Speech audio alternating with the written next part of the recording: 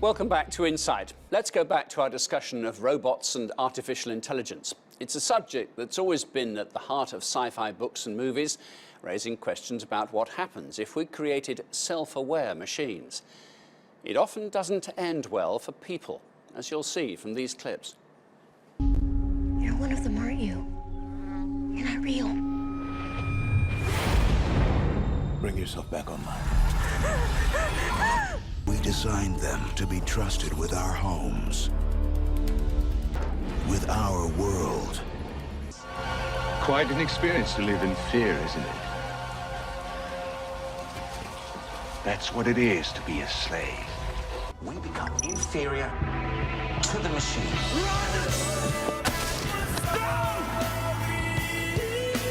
I can't leave you, George.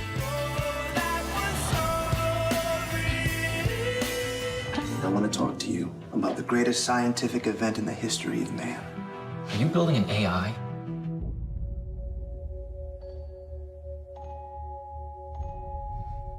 Hello. Hi. I've never met anyone new before. Have you? None like you. Well, still with us in the studio is the technology journalist Kate Bevan and Professor of Law and Health Sciences at the University of Surrey, Ryan Abbott. Ryan, where are we with the hardware now? Machines, we know, computers can make decisions very, very fast because they follow a logical sequence of events. Are we nearly there when they can think for themselves? Well, it depends what you mean by thinking, right? So we have autonomous computers now, computers that essentially are told goals that they should achieve, and they determine for themselves the means of achieving those goals. We also have computers that can rewrite their own programming or learn on their own.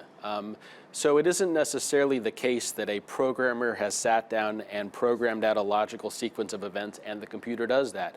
The computer now has some autonomy. But that doesn't necessarily mean that they're thinking or self-aware. I think despite all of the very entertaining clips, that's still science fiction.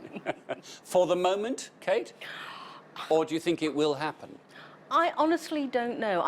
I feel at the moment like everything's so mad you can't rule anything out. So yes, maybe not in our lifetimes, but maybe down the track, because there is a kind of a leap to making what feels like decisions to humans, to actually taking in what's happening around you and then thinking about your impact on it, which I suppose at some point the machines will be able to do. Would they have, would they be in our own image in the sense? Would they have a moral code?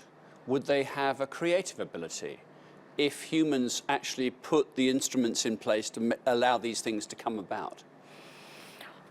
Or would they take on their own identity? Well, of course, there's the moral code of science fiction that we all know about. Whether you can build that in by algorithm, maybe you should. I remember, this is some years ago actually, seeing robots in a lab in Berkeley in California that they were quite crude, but they could already do things like fold a towel and do it in real time, tie a knot in real time.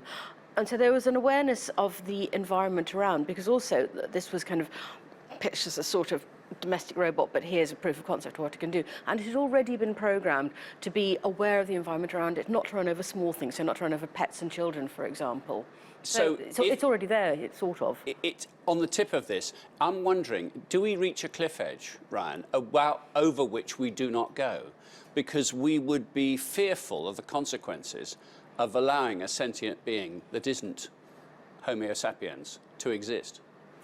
Yeah, that would present tremendous difficulties if that happened. Well, but I think that is still, well, potentially. I mean, some of these things you asked about, like creativity, and people think about only humans are creative. In fact, machines can be autonomously creative now. A machine came up with the first design of the Oral-B cross-action toothbrush, of an antenna used by NASA.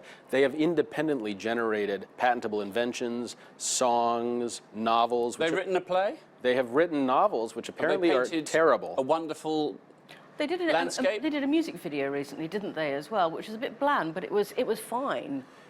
Computers can be creative where the creativity is not, really capable of attribution to a person, right? Because the person, gives the computer the ability to do things, but the computer in its own way implements creativity. So these features we attribute to humanity are in fact perhaps not so uniquely human.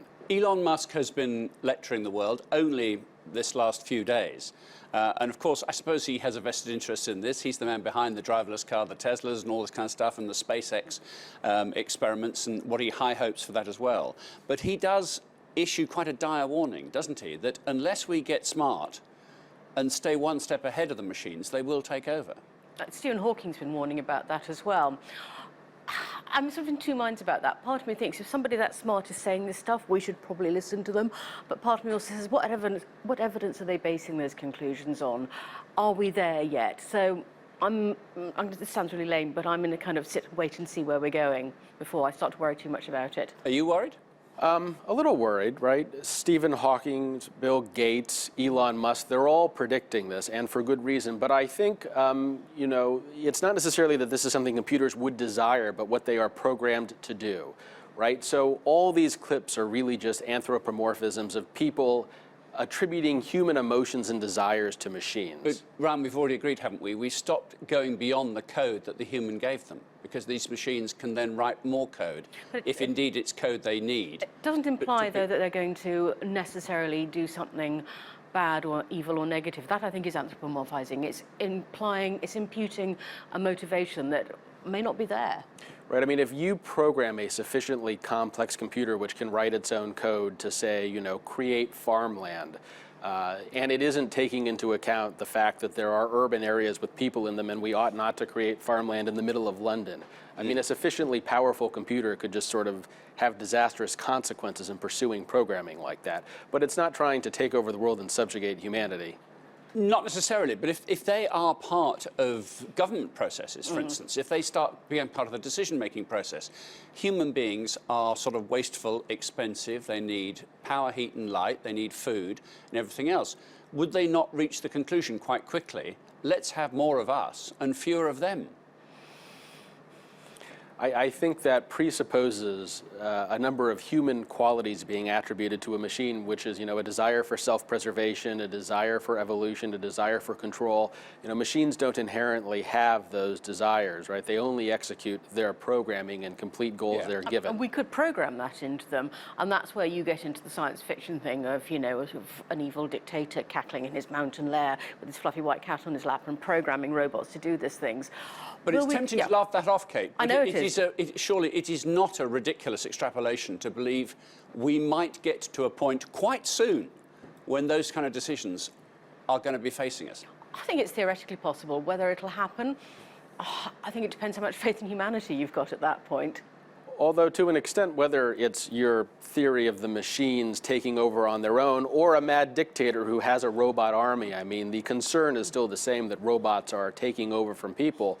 And warfare, for example, is becoming increasingly mechanized, you know, as we saw from those clips.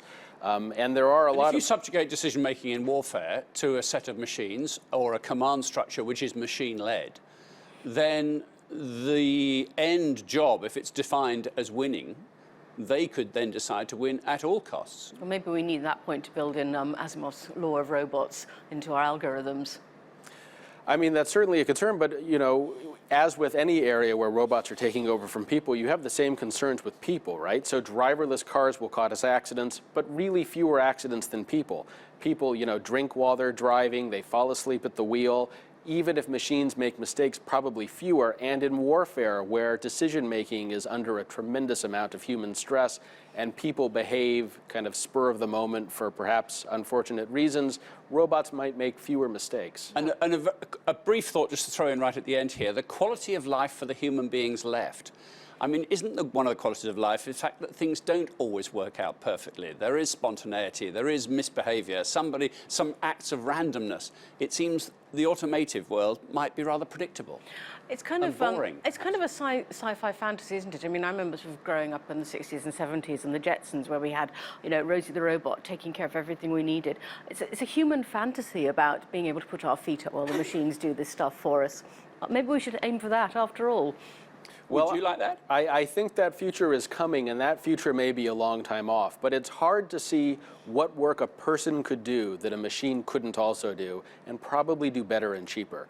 And maybe the robot apocalypse is really just all of us having all day to ourselves, and do we either play video games in virtual reality all the time, or do we constantly improve ourselves through learning and education, or what do we do? And I think you kick back on the sofa and watch old editions of Insight. Yeah, absolutely. Ryan Abbott and Kate Bevan, thank you both very much indeed. We're going to end with our Insight Bite, as we always do. This is just a little something that we feel you should know about. And we're going to stay with artificial intelligence. Just have a look at this. It might not look that much, but it's Google's artificial intelligence DeepMind playing a replica of itself at a game. So each side, red and blue, has to race to collect as many green squares as possible. But each AI has the option of firing off a laser beam to stun the other and get an advantage. It turns out it took no time at all to escalate, and both sides got nasty, relentlessly zapping each other with lasers in an attempt to win at all costs.